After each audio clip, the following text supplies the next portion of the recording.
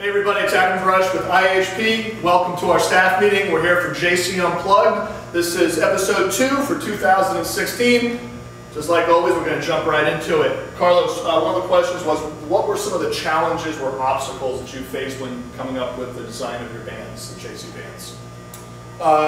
Actually, the biggest obstacle and the biggest reason that we made the JC bands is because most of the bands had a continuous band, 2 handles, and people were stepping on. And yeah, of course you carry glass, metal, all kinds of stuff on underneath your shoes, so bands were wearing. And even if you used some kind of nylon attachment and attach it, the nylon attachment was rubbing in the same location all the time.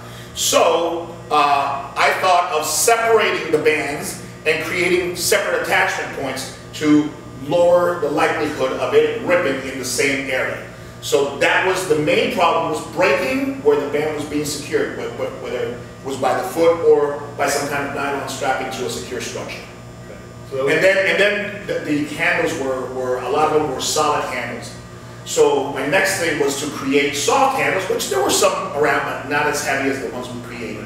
Then the challenge after that was that the handles were very short and they would hit some kind of watch or heart rate monitor or anything like that, or jewelry. So we made ours longer, passing the wrist. So there's a little evolution that you had to go through, different.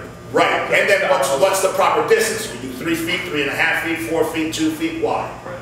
And so what's the average size of the person that they can step and do curls and upright rows? That had to do something with the size. So I took myself as a moderate in the middle person. I'm not tall and I'm not short. So I was kind of the guinea pig for where it fit me and made it around there. And then what distance do you have in studios? Because we were training at a studio. So 5 feet and get a lot of pliability, or 4 feet and get pliability but not so much.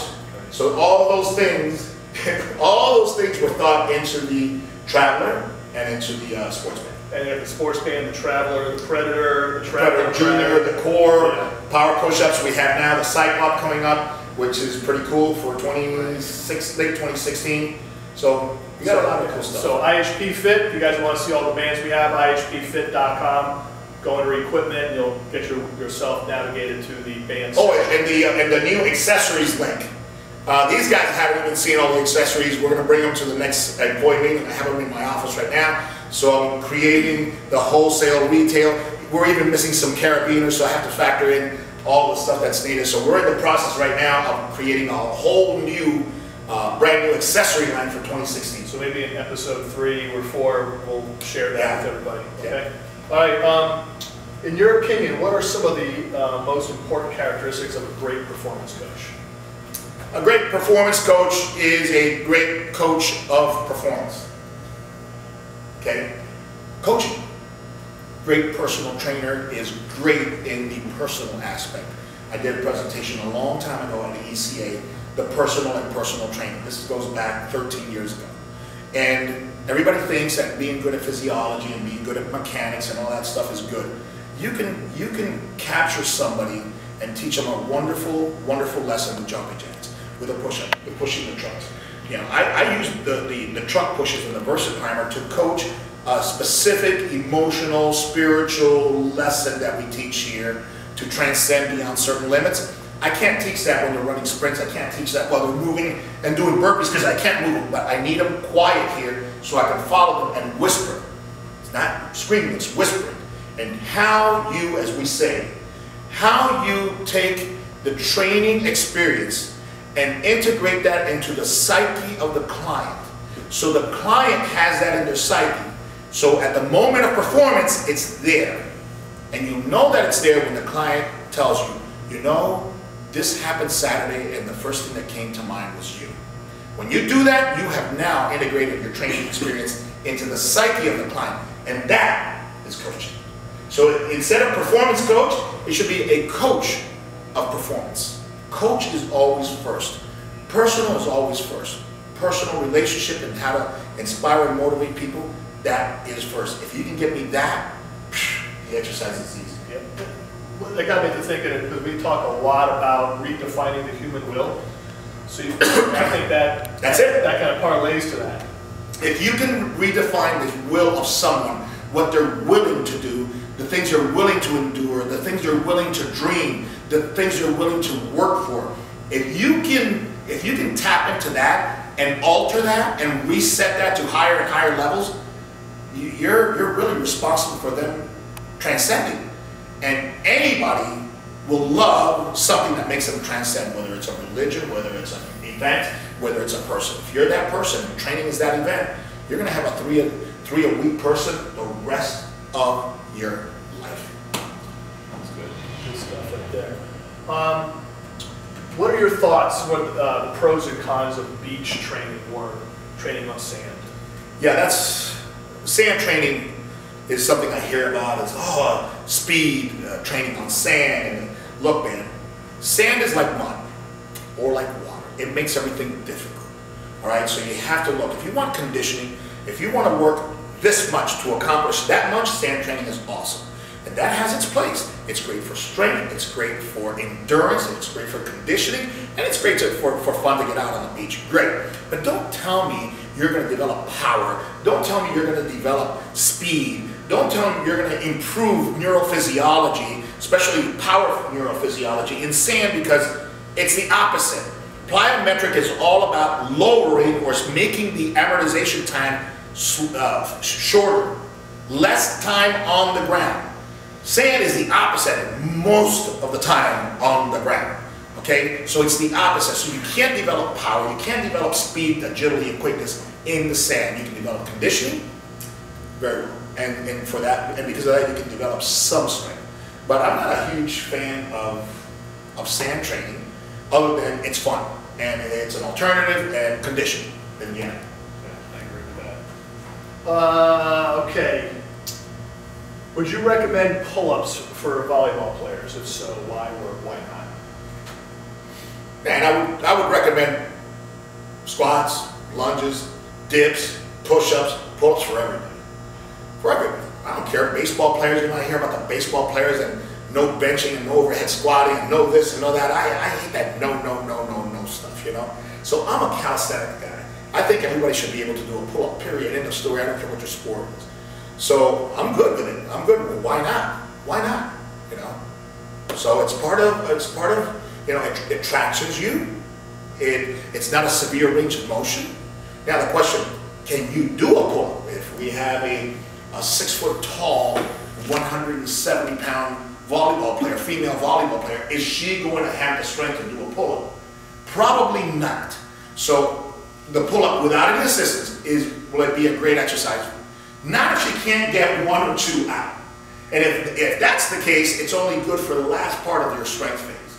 So from that perspective, okay, I'll take it. But from a movement perspective, I don't see the no in much. Right. In light of, we have Vitor getting ready for a big UFC fight. We have Lewis getting ready, I believe, to defend his undefeated record. Coming up boxing. We have a couple other UFC fighters, Caesar. Fajeda. Yeah, so this question is kind of geared towards what we have going on with them.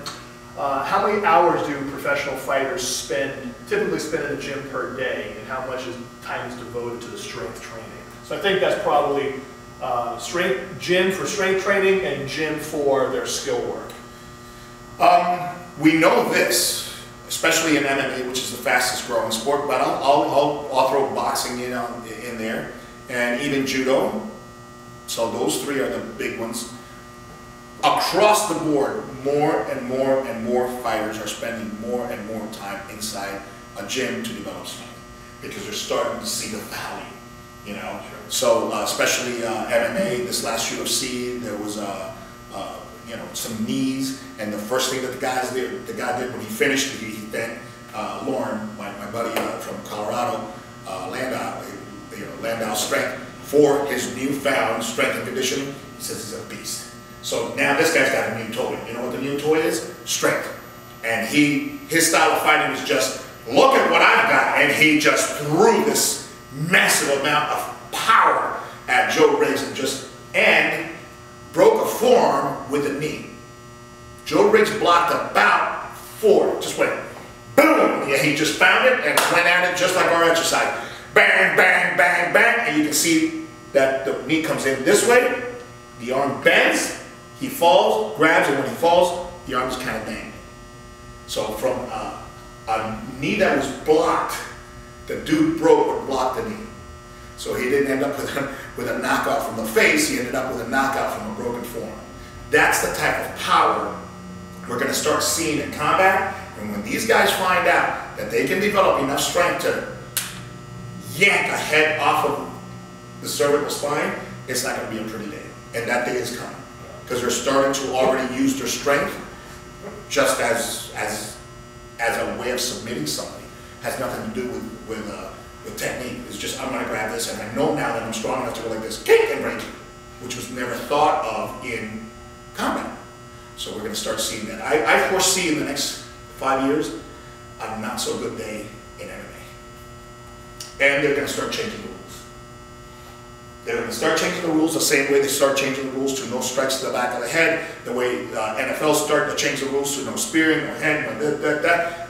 I can see the day where you're not going to be able to face crank in any way, shape, or form. Either you choke them or you can't face crank them. Because we now know we can develop enough strength to go like this and crush a human skull. When they find that out, that's not going to be a good day. No, I think that'd be a bad day. Bad day. Fractured cranium because you squeezed it like a watermelon, bad day. Yeah. Well, staying in line with the not so gross, the strength and developing bad day strength. How can you provide an overview on optimal strength, which you explained in your original functional training book, and when one might know when that optimal strength has been achieved? Yeah, we define optimal strength where more strength does not improve performance. So the best example you can provide is like the bench press, right? So if I bench press 300 pounds, but as a 200 pounder, let's say, I can only push about 40% of my body weight. 40% of 200 pounds is 80 pounds. Well, technically, I can only push about 80 pounds. So let's say that I cheated, I lower it, lean, blah, blah, blah, and come with some momentum. So let's say that instead of 80, I can push that up to about above 20. A 300-pound bench press doesn't do much for me. So optimal strength would be technically anything over that 135-pound bench press.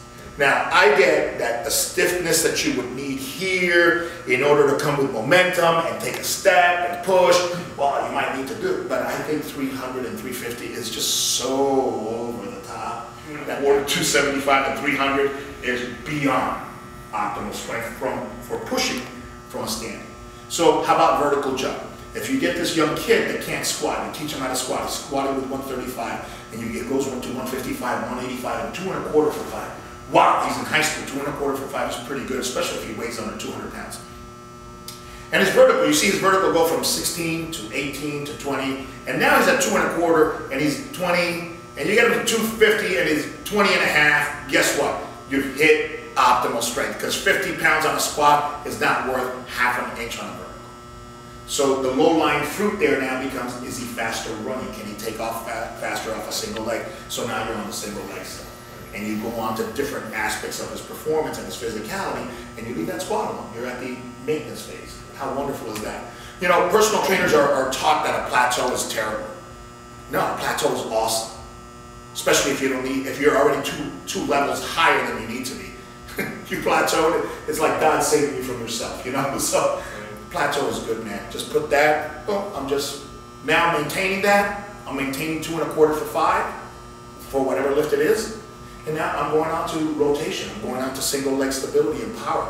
I'm going on to all these wonderful things that I can get. Range of motion at the shoulder, you know? Yeah. That kind of stuff. I think that squat and vertical jump, everybody can resonate with. Yeah. And determine what optimal strength is. So if you're already off at a 24, 28-inch vertical, standing, bam, and you're squatting 275, and you want to go to 350 because you think it's going to take you to a 32, it ain't going to happen.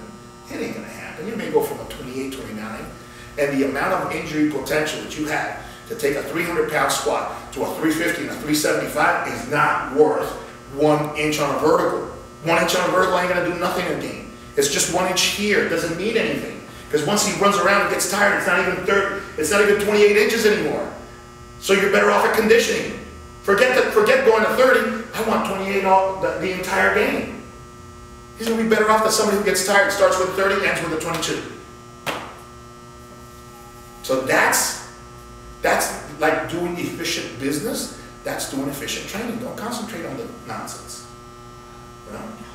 That's it. That was Okay. good. All right, we'll see you guys in a couple of weeks for episode 3. Take care.